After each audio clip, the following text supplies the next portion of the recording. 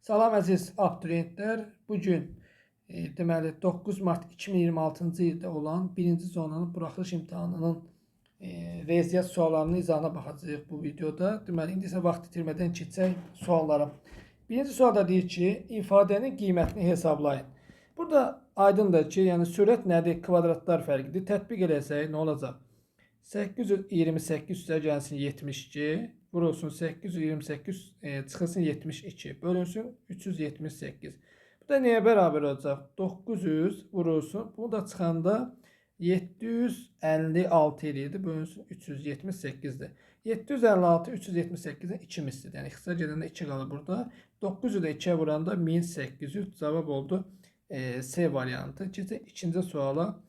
62-ci sual. Ayın ədədi silsiləsində ayın 58 və A28 olarsa silsilə fərqini tapın. Burada mən A28-i bu şəkildə yaza bilərəm də. A13 üstə gəlsin 15-dir. Və yerinə qoysam 28 bərabərdir. 58 üstə gəlsin 15-dir. Buradan 15-dir bərabərdir mənfi 30-a.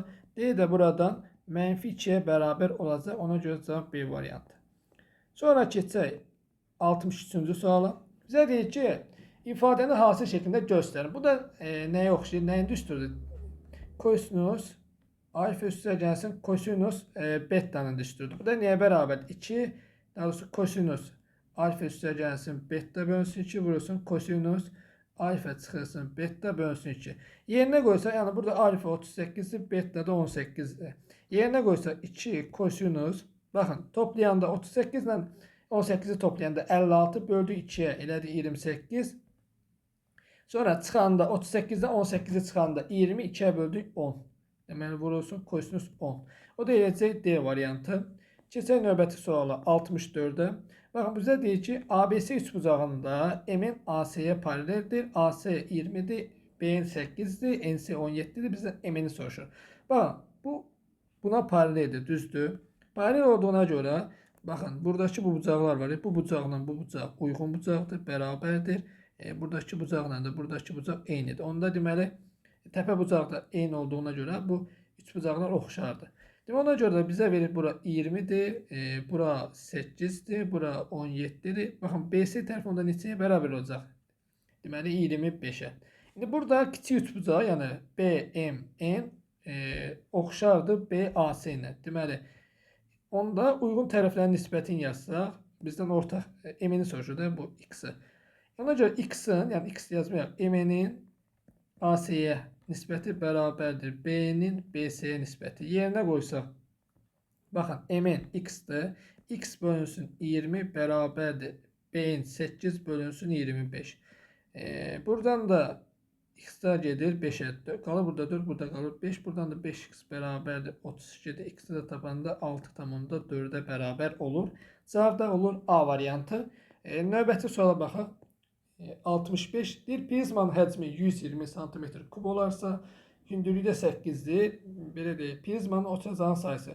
Prizma həcm düsturunu bilmək lazımdır. Burada S oturacaq, vurulsun H. Yerinə qoysaq 120 bərabərdir. S vurulsun 8, S də tapsaq 128-ə böləndə 15 cavab oldu A variantı. Sonra 66-cı suala baxaq. Eni 4-dür, uzunluğu da K olan düzbucaqlının perimetrini tapın. Baxın, nə edəcək? P bərabərdir 2 vurulsun, eni ilə uzunluğun cəmi, yəni 40 üstə gəlsin K. O da eləcək C variantı. Sonra 67. Bizə deyir ki, N 17-dən böyük bərabərdir, kiçik 23 şərtini ödəyən N NATO ədədlərinin sayını tapın. Bu hazır belə deyək də yarım intervalda olan NATO ədədlərin sayı düsturur. Nə edir? B çıxsın A-ya bərabərdir. Sonuna yəni 23-dən çıxır 17-ni bərabər 6-ya. Və yaxud da necə edə bilərsiniz? Yəni burada sayı da bilərsiniz. İnterval kiçik olduğuna görə 6-ya edir hər iki halda. Sonra keçək növbətiyə. Deməli 68. Sinifdə 24 şagird var. Bu şagirdlərdən ikisini, daha doğrusu ikisi növbətçini, iki növbətçini daha doğrusu neçə müxtəlif üsulla seçmək olar. Baxın, seçdiyimiz növbətçilərin heç bir, yəni bir-birindən üstünlüyü olmur. Yəni eyni hüquqludur. Eyni hüquqlu olanda nə edirik? Kombinizonla seçirik. Permütasiya məsələsi müxtəlif hüquqlu idi. Yəni o da indidən deyil. Ona görə kombinizon 24-dən 2 nəyə bərabərdir? 24 faktorial bölünsün 24 çıxılsın 2 faktorial vurulsun 2 faktorial. Bu da bərabərdir. 24 faktorial bölünsün 22 faktorial vurulsun 2. Bu da niyə bərabərdir? 23 vurulsun 24 bölünsün 2. Bu da 23 vurulsun 12'dir. 23'ü də 12'yə vuranda deməli 23 12. Deməli 46 23. 276. Demək 276'ya bərabər olur. Cavab C variantı. Sonra deməli bu suala baxaq. Bizə deyir ki 69'da 40% bu ifadəsinin qiymətinə bərabər olan ədədi tapın. Birinci bu ifadənin qiymətini hesablayaq. 4,5 vurulsun. Bu 1,3'də 2 qarşılıq ədəddir. Düzgün olmayan kəsə çevirsə, yəni 3'də 5 eləyir. Üstə gəlsin 2,5. Bunu vuranda 3 ilə bu ixtisar gedir. Qalır burada 1,5. 1,5'i də 5'ə vuranda 7,5 edir. Üstünə 2 gələndə 2,5 gələndə də 10 eləyir. 40% 10 olan ədəd nə edirik? 10'u tapanda 100'ə vurub 40'a bölürük. Bu da ixtisar gedir. 2'də 5 qalır. 50'yi də 2'yə böləndə edir 25. Cavab oldu 25. Sonra 70-ci suala baxaq. Deyir şəkildə verilənlərə görə alfa bucağını tapın. Baxın, burada hazır qaydadır. Eyni qövsə söykənən daxilə çəkilmiş bucaqlar bərabərdir. Yəni bu 40-ca demək alfa da nəyə bərabərdir? 40 dərəcəyə bərabərdir. Olur B variantı. Sonra 71. Bizə deyir ki, sinus 60 dərəcə çıxılsın, kosinus 30 dərəcə ifadəsinin qiymətini tapın. Baxın, burada sinus 60'ın qiyməti nədir? Kökün altında 3 bölünsün 2'dir. Kosinus 30'un da qiyməti ona bərabərdir. Nəyə bərabər? 0'a. Cavab ona görə Y variantı. Növbəti 72. İfadəsinin qiymətini tapın. Bu da hansı xassət? A-nın üzərində M, onun üzərində N niyə bərabərdir? A-nın üzərində M, N. Bu da nə deməkdir? 2 üzərində kök atdı 2 vurulsun kök atdı 2. Bu da niyə bərabərdir? 2'nin üzərində 2'yə bərabərdir. Yəni 4'ə bərabərdir. Cavab B variantı. Sonra 73'ə baxaq. Deyir, bərabərsizliyin ən kiçik həllini tapın. Demək, burada hər tərəfi mənfi 2'yə bölsə, x 8'i mənfi 2'yə böləndə mənfi 4 edir və işarə əksinə dəyişir. Mənfi ədədə böləndə. Böyük bərabərdir, mənfi 4 olur. Ona görə də x ödəyən ən kiçik həll də neçə olur? Mənfi 4. Cavab ona görə D variantı. Sonra 63'ə baxaq. Deyir, konusun doğranı 10 kök atdı 3'ə bərabər olub. Oturacaq müstəvisi ilə 30 dərəcəli bucaq əmələ gətirir. Konusun oturacağının radiusunu tapın. Gəlin bir konus çəkək.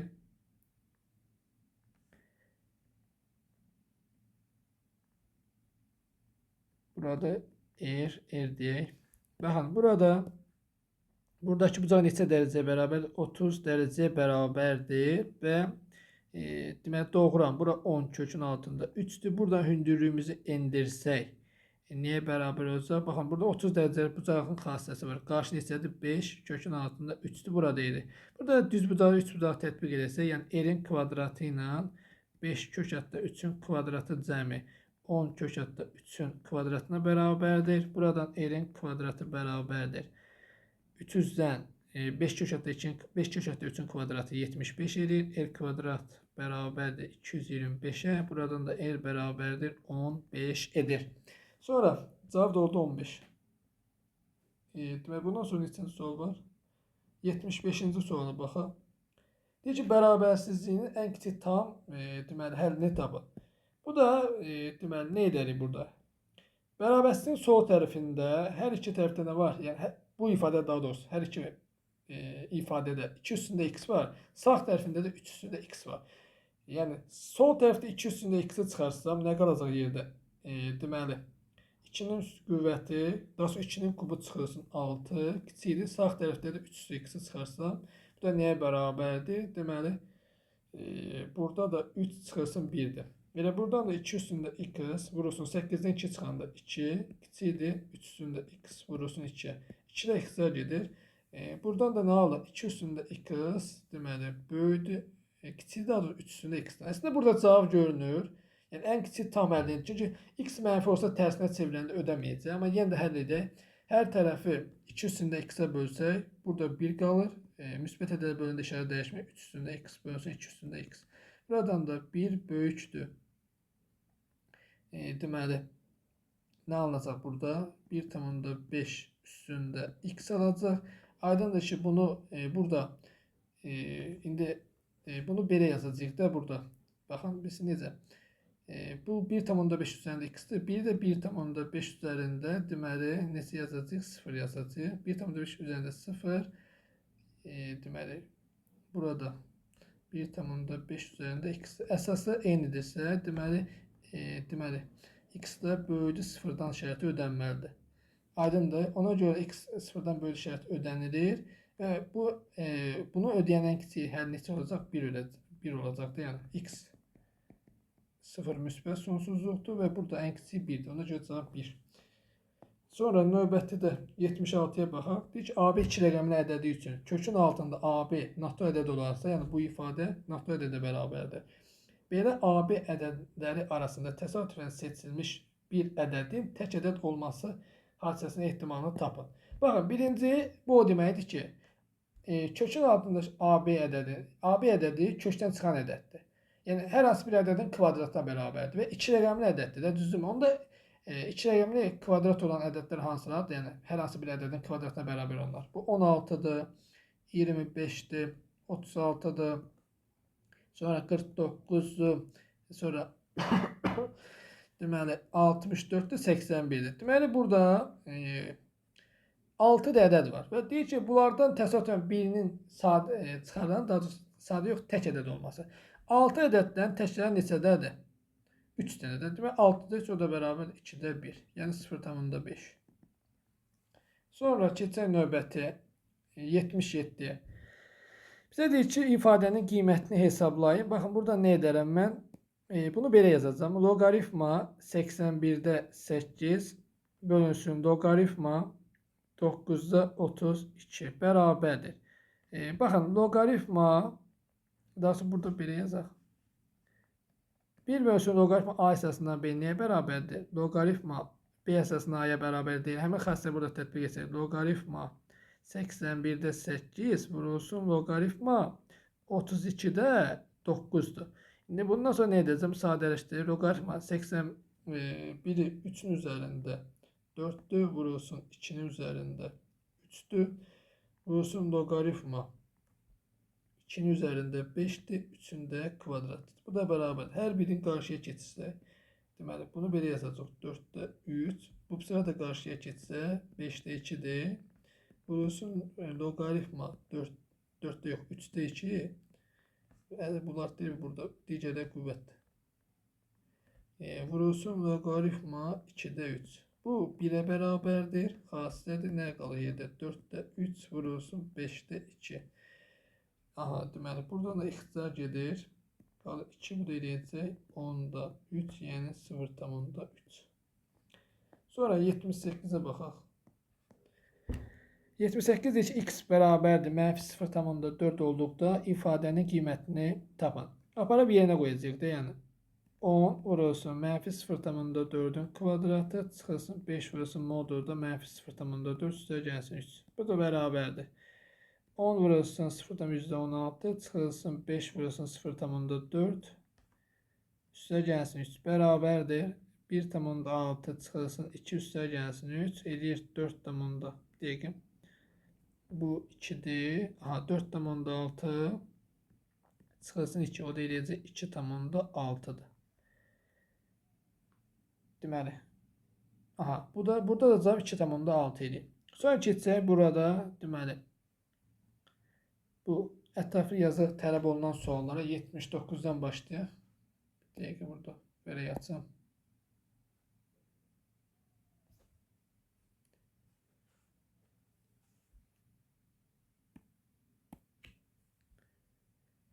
Deməli, baxın burada. Bizə deyir ki, aralarındakı məsafə 34 kilometr olan A və B məntəqələrindən velosipedçi və piyada eyni zamanda qarşı-qarşıya hərəkətə başladı. A'dan hərəkətə başlayan velosipedçinin sürəti piyadanın sürətindən 8 km/saat çoxdur. Velosipedçi A'dan 24 kilometr məsafədə olan C nöqtəsinə piyadadan 0,5 saat tez çatarsa piyadanın sürətini tapın. Bu da topluda olan sual tiplərindəndir. Yəni burada çətin bir şey yoxdur. Sadəcə baxın. Bura A deyək, bura. Buna B olsun. Və burada olsun C nöqtəsi. Deyir buradan A'dan C'ye qədər məsafə nə qədərdir? Yəni 24 kilometrdir və bu ümumi 34 kilometrdir. B'dən C'ye qədər məsafə nə qədərdir bəs? Bunu belə yazaq. 24 kilometr budur. Bu da 10 kilometrdir. Və bizə deyir ki, baxın buradan piyada olsun, piyada. Bu da yox, bu velosipedçidir. V yazaq da buna böyük velosipedçi. Bu da olsun piyada. Baxın bizə deyir ki, piyadanın sürəti 8 km/saat olsun. Piyadanın sürəti V olsa, velosipedçinin sürəti gəlir V üstə gəlsin 8 olsun və bizə deyir ki, zamanı da 0,5 saat tez çatar. Yəni bu o deməkdir ki, məsəl üçün tutaq ki, biri digərindən daha gec çatır deməkdir. Yəni məsəl üçün bu T müddətinə çatıbsa, bu B'dən C T plus 0,5 saata çatıb da, yəni daha tez çatıb da, daha az vaxt sərf edib. İndi burada nə edərik? Bunda zamanı tapsam, zaman belə deyək də, yəni buradan görünür ki, bunların, yəni buna belə deyək, əslində belə demək, buna bir T1-dir, buna deyək T2. Yəni burada piyada daha çox yolda gedib də, yəni 0,8 saat 8 yox, 0,5 saat daha çox yol gedir. Ona görə T2-dən biz T1-i çıxanda, yəni 0,5-ə bərabər olmalıdır. T2 nəyə bərabərdir? Gedən yolun sürəti olan nisbətinə. Gedən yol nədir? 24-dür. Bölünsün. T2 nəyə bərabərdir? 24 bölünsün V üstə gəlsin 8-ə. Yəni T1 nədir bəs burada? Daha doğrusu burada 10-dir. Diqqətimdən qaçıb 10 bölünsün V üstə gəlsin 8-dir.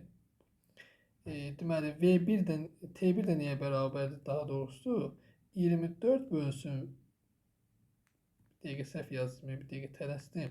Baxın, burada T2 piyadadır. Yəni belə deyək də, piyada çıxılsın velosipedçi. Piyadanın getdiyi yol nə qədərdir? Deməli 10 kilometrdir. Onu böləcəyik biz V-yə. Çıxacaq velosipedçi 24 kilometrdir. Onu da V üstə gəlsin 8-ə böləcəyik və 0,5 saat, yəni 2-də 1-ə bərabərdir.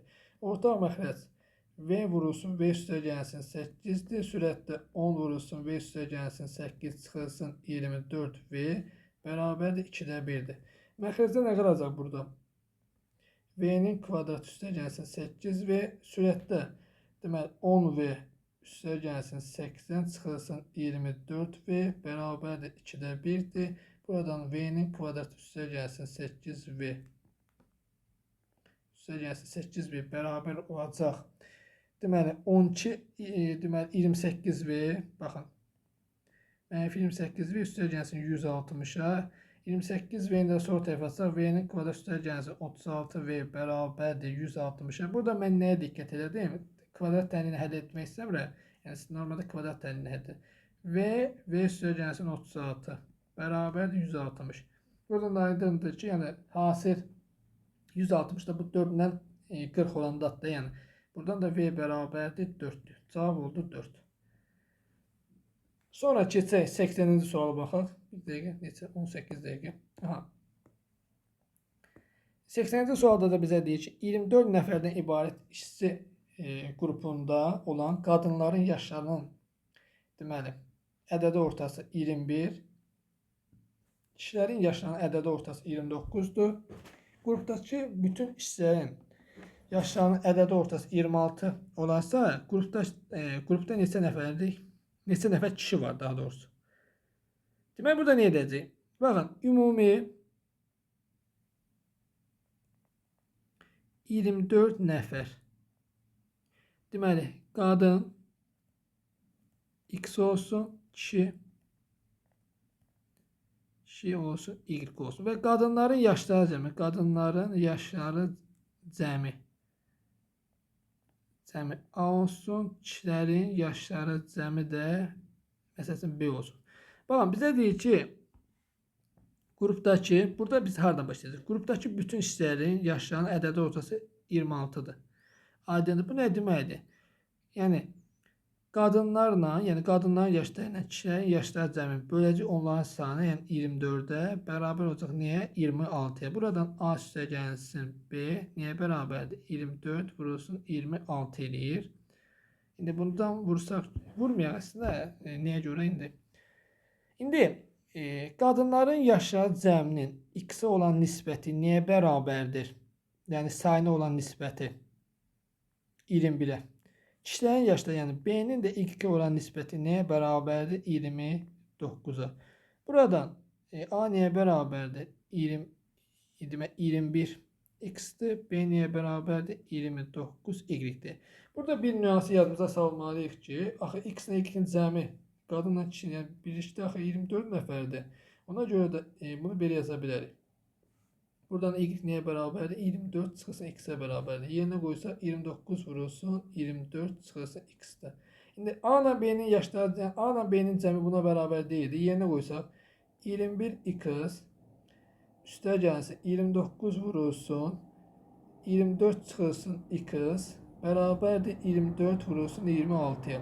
Yerinə yazsaq 21 x üstə gəlsin 29 vurulsun 24 çıxılsın 29 x bərabərdir 24 vurulsun 26'ya. Buradan da deməli mənfi 8x bərabərdir. Mənfi 8x bərabərdir 24 vurulsun 26 çıxılsın 24 vurulsun 29. Buradan ne olacaq? Mənfi 8x bərabərdir 24 vurulsun 24'ü orta vuruş kimi çıxardaq. 26 çıxılsın 29. Burada mənfi 8x bərabərdir 24 vurulsun mənfi 3. Düzdürmü? Və hər tərəf mənfilər də gedir. Buradan da 24'ü 3'ə böləndə 3. Bir də 3'ə vururuq. Elə də 9. X-i tapdı buradan 9. X 9'u bizdən nəyə soruşur? Neçə nəfər kişi var? Kişilər də Y idi. Y tapanda 24'dən çıxılır 9. O da eləyir 15. Cavab oldu 15. Sonra demək 81-ci suala baxaq. 81-ci sualda bizə deyir ki, ax kvadrat üstə gəlsin bx üstə gəlsin c funksiyasının qrafiki verilmişdir. AC BC-yə perpendikulyardır. CO 5'dir. BO bərabərdir 25 vursun AO olarsa, deməli parabolanın təpə nöqtəsinin apsisini tapın. Aha, deməli burada nəyə diqqət yetirməliyik? Bir də rəngi dəyişək. Baxın, burada bizə deyir ki, AO məsafəsi, yəni buradakı bu məsafə, bunu bir də qalın eləyim. Biraz büyüdüm ki daha aydın görünsün. Bakın buradaki məsafə A'dan O'ya qədər məsafə, yəni x olarsa O'dan B'yə qədər məsafədə 25x olacaq. Aydındır. Və burada da deməli OC-ni neçə verib? OC də 5'dir. Bu məsafənin uzunluğu 5'dir. Biz burada fikir verin. Bu A, CB düzbucaq, üçbucaq deyil və bu koordinat oxudu 90 dərəcə əmələ gətirdiyində deməli burada CO-nun kvadratı, qalınla yazın bunu da. Bakın burada CO-nun kvadratı bərabərdir. AO vurulsun, O B olmalıdır. Düzbucaqlı üçbucaqda düzbucaq təpəsindən çəkilən hündürlük proyeksiyanın hasinə bərabərdir. Yəni həmin xassəyə. Yəni CO neçədir? 5'in kvadratı bərabərdir. X vurulsun 25x. Buradan da x'in 25x'in kvadratı bərabərdir 25 alınır. X'in kvadratı burada 1'dir. X bərabərdir plus minus 1, amma x burada məsafəni götürmüşük deyə müsbət 1'i götürürük. İndi burada məsafə A'dan O'ya qədər məsafə deməli nədir? 1'dir. Demək onda A nöqtəsinin koordinatı nə olacaq? A mənfi hissədə yerləşir. Demək A nöqtəsinin koordinatı burada mənfi 1 olur. Yaxşı, onda B nöqtəsində yəni nəyə bərabər olacaq? Bu nöqtənin də koordinatı 25. Bizə deyir ki, təpə nöqtəsinin deməli apsisi tapın da. Təpə nöqtəsinin apsisi də, yəni belə deyək, apsisi də belə deyək də bunun simmetri oxudur. Bu parabolanın simmetri oxudur. Aydındırmı? Yəni bu simmetri oxudur. Və bu simmetri oxudursa, indi bu istə pozulur. İndi bu demək AB-ni 2 bərabər məsafəyə bölür. Aydındır? Yəni 2 məsafəyə bölürsə, deməli onda məsələn simmetri olsun. Məsələn bura nə olsun? Bura olsun, tutaq ki M nöqtəsi olsun da. Yəni bu AM ilə MC bərabərdir. Düzdür? Onda nə edəcək? Bu orta nöqtə olur da. Toplayıb 2'ye böləcək. Yəni deməli mənfi 1'in üstünə gələcək 25'i böləcək 2, o da eləyəcək 12. Ona görə də burada apsis nöqtəsi bu eləyəcək 12. Doğrudan da fikir verin. Buradan buraya qədər məsafə 13'dür. Buradan buraya qədər məsafə də 13 olur. Deməli cavab neçə oldu? 13. Cavab 13 olmadı. Daha doğrusu məsafə 13 idi. M-in, yəni X-in apsisin təpə nöqtəsi 12 oldu. Sonra keçək növbəti suala. Bizə deyir ki, 82-ci sualda. Amma biraz açıqlar vaxt tələb edir. o cəhətdən də bildirim. Deməli, bizə deyir ki, alfa və beta uyğun tərəfləri paralel olan müxtəlif addır. Qamma ilə də fi isə uyğun tərəfləri paralel olan eyni adlı bucaqlardır. Alfanın dərəcə ölçüsü, daha doğrusu qammanın dərəcə ölçüsü alfanın dərəcə ölçüsündən 20% az, fi'nin dərəcə ölçüsü betanın dərəcə ölçüsündən 20% çox olarsa, alfa və beta bucaqlarını tapır. Deməli, eyni adlı bucaqlar deyil alfa və beta. Ona alfa üstəgəlsin beta nəyə bərabərdir? 180 dərəcəyə bərabərdir. Və deməli, bunlar da müxtəlif adda olduğundan, daha doğrusu 180 dərəcəyə bərabərdir. Qamma da fi bir-birinə bərabərdir, eyni adda olduğundan. Və bizə deyir ki, qamma alfadan 20% azdır. Yəni alfadan çıxmalı, alfanın 20%. Yəni buradan qamma nəyə bərabərdir? 0,8 alfaya bərabərdir. Yaxşı, bəs onda fi nəyə bərabərdir? Fi də betadan 20% çoxdur. Yəni beta üzərinə betanın 20-sini gəlib 100-ə bölməliyik. Buradan da betanı tapdıq. Neçə?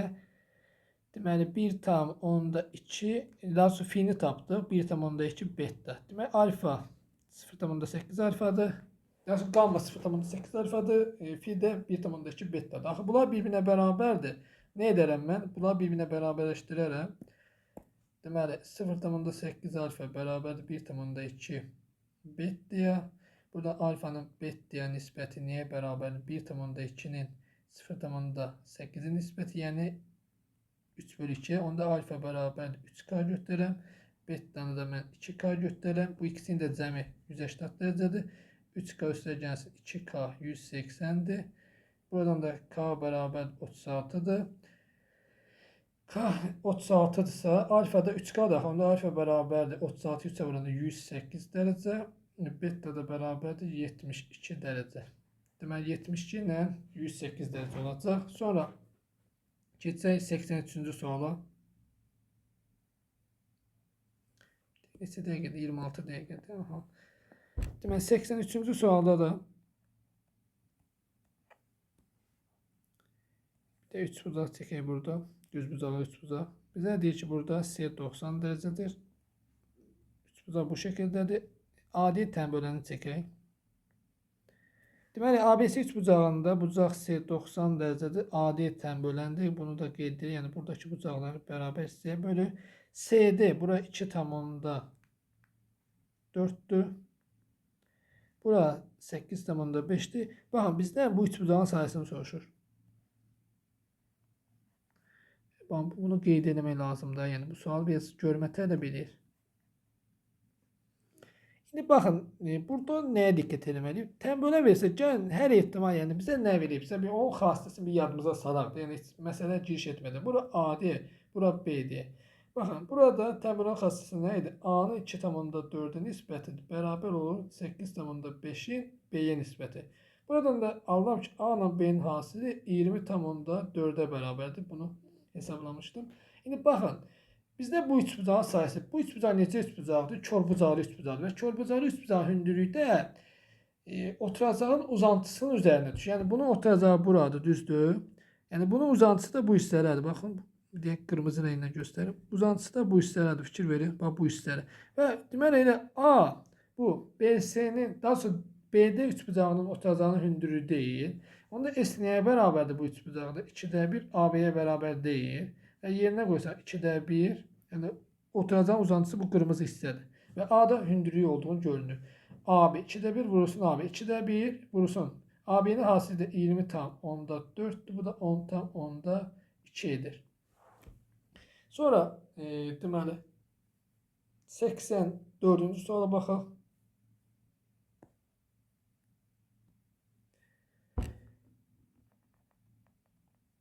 ...84-cü sualda bizə deyir ki, A-nın koordinatları nədir burada? K-nın kvadratı çıxılsın 4K, digəri K kvadratdır. B-nin koordinatı nədir bəs? 12 çıxılsın 4K, 32 çıxılsın 12K-dır. Baxın, bizə deyir ki, nöqtələrini birləşdirən parçanın orta nöqtəsi apsis oxunun mənfi hissəsinin üzərində olarsa K-nı tapın. Baxın, burada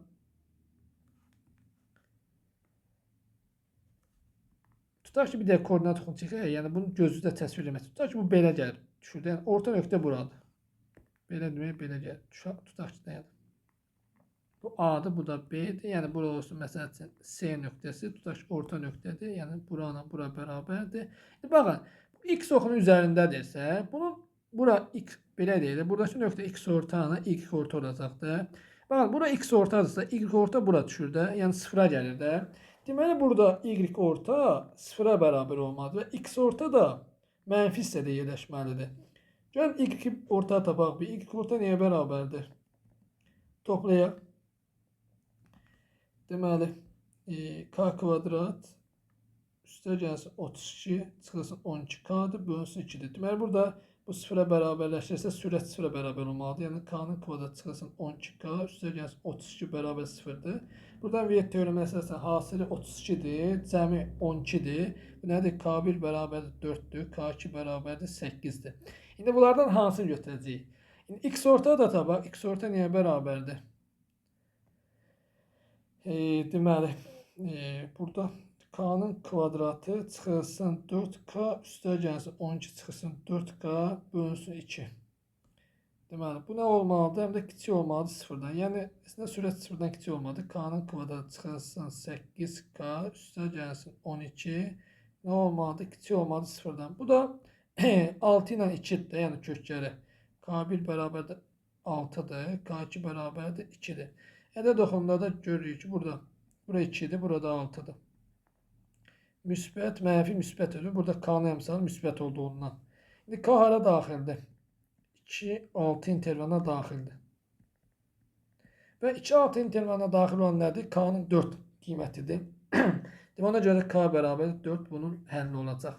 İndi burada əslində bir dəqiqə. Əslində burada bunun belə deyək də bərabərsiz həll etmədən də yaza bilərsiniz. Məsələn, k'nın qiymətini gəlib yerinə qoyardınız. 4'ün qiyməti yerinə qoydan neçə olur? 16 çıxılsın. Deməli 32 üstə gəlsin 12. Bu da edir mənfi 4 bölünsün 2 mənfi 2 edir. Aydın o şərti ödəyir. Sonra keçək son suala, 85-ci suala. 85'te də deməli bizə deyir ki, Euler-Venn diaqramında A və B çoxluqlarının elementlərinin sayı verilmişdir. Kəsməsindəki element B-nin A fərqindən böyük olarsa, X-in natural qiymətləri üçün A fərq B-nin ala biləcəyi ən kiçik və ən böyük qiymətlərin cəmini tapın. Deməli, burada hansı şərti bizə deyir? Deməli, n A kəsmə B böyüdür n B çıxılsın A-dan. Düzdür? Deməli, yəni 3x üstə gəlsin 4. Bu kəsmədə olanlar bunlardır. Böyük olmalıdır. 19 çıxılsın 2x-dən. Buradan 5x böyüdür 15'dən. X də böyüdür 3'dən. X 3'dən böyüdür. Düzdür? Və baxın. X-in ən kiçik qiyməti neçədir burada? X bərabərdir 4'dür də. Yəni bunu ödəyən natural 4'dür. Ona görə də n daha doğrusu A fərq B nəyə bərabərdir burada? Çoxluğu. Elementlərin sayı daha doğrusu. 2x üstə gəlsin 5 deyil. Baxın, x-in ABC ən kiçik qiymətdə. Bu ən kiçik qiymət nədir? Yəni, bu da x-in 4 qiymətində. Bu nəyə bərabər? 2 vursun 4 üstə gəlsin 5 edir. Deməli, 13. Bir də x-in ABC ən böyük qiymət neçədir? Bax, burada fikir verin. 19 çıxılsın 2x nədir? Natural ədəd olmalıdır. Bu da böyüdür 0-dan. Deməli, buradan da 2x kiçikdir 19'a. X də kiçik neçədən? 8, 9,5'dən. Və x-in ala biləcəyi ən böyük qiymət də x bərabərdir 9'dur. 9'da yerinə qoysaq n A fərq B də nəyə bərabərdir? 2 vurasın 9 üstə gəlsin 5, 18 üstə gəlsin 5. Deməli 23 edir. Bunların da cəmi 13 üstə gəlsin 23 bərabərdir 36. Və cavab oldu 36. Bu qədər. Sağ olun.